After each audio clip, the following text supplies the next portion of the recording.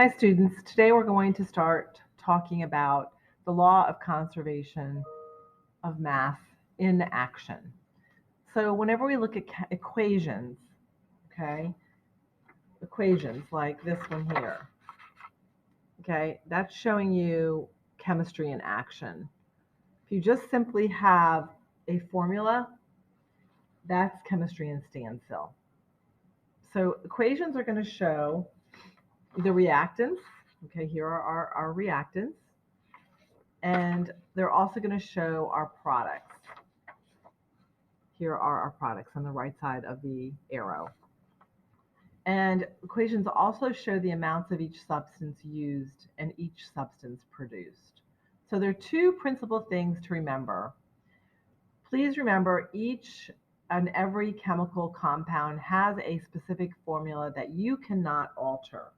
So I can't go in here and change this subscript to 4 or 5. It has to stay just like N, as you see it here, NH3. That's ammonia. Okay, if I put a 4 there, it's no longer ammonia. It's something different. So don't change your subscripts.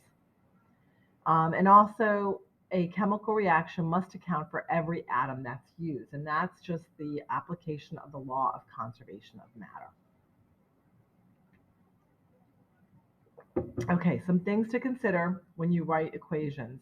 Remember your diatomic elements. These are molecules of different elements, and they'll stand alone, and they're always written this way. Number 2, the sign, which is the arrow sign, that means yields, and it tells you the direction of the reaction. If you see a triangle above the arrow, we call that a delta. That just tells you that heat was added. A double arrow will tell you the reaction is reversible. It can go in both directions. And before beginning to balance an equation, remember to check each formula to see that it's correct, and never change a formula when you balance.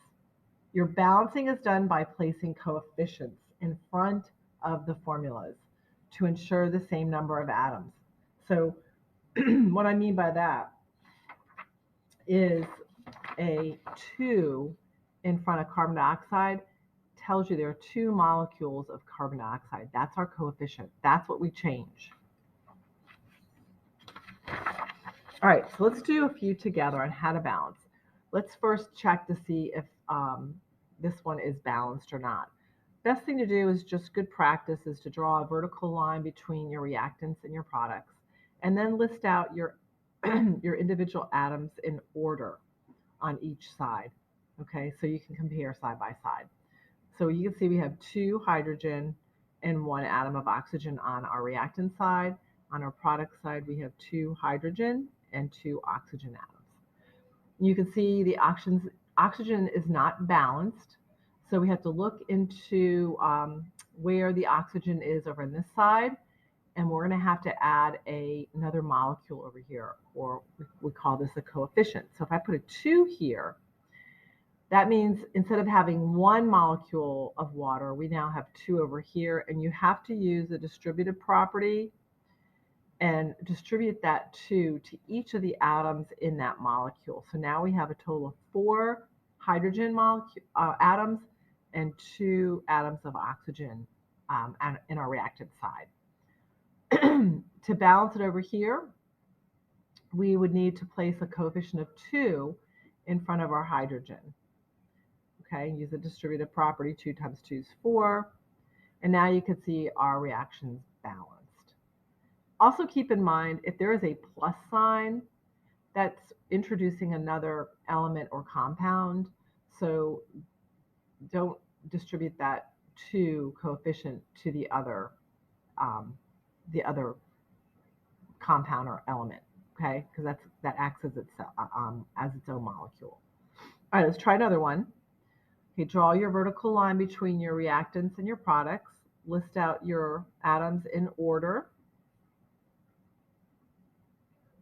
And let's count up how many we have on each side. So here we have 2 nitrogen, 2 hydrogen. Over here we have 1 nitrogen and 3 hydrogen.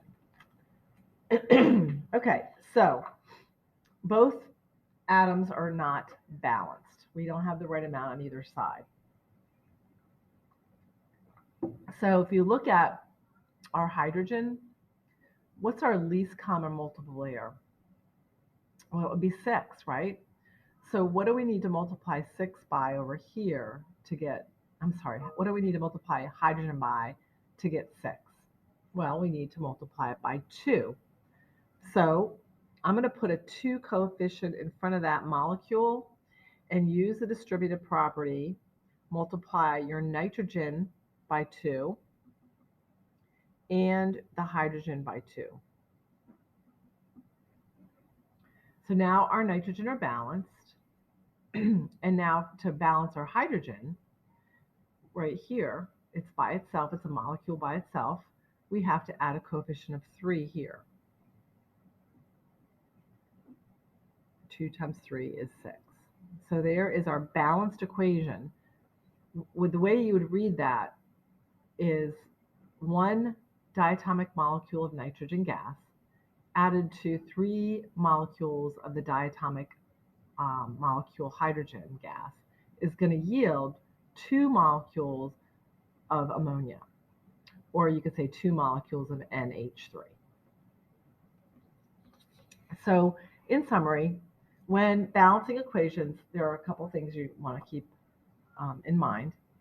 You may only put numbers in front of molecules, never alter the formula itself. Number 2, don't worry if the numbers turn out to be fractions. You can always double or triple all the numbers at a later stage. Number 3, balance complicated molecules with lots of different atoms first. Putting numbers in front of these may mess up other molecules, so use the simpler molecules to adjust these major changes. Leave molecules represented the elements until last, because this means that any numbers you put in front of those molecules won't unbalance any other molecule.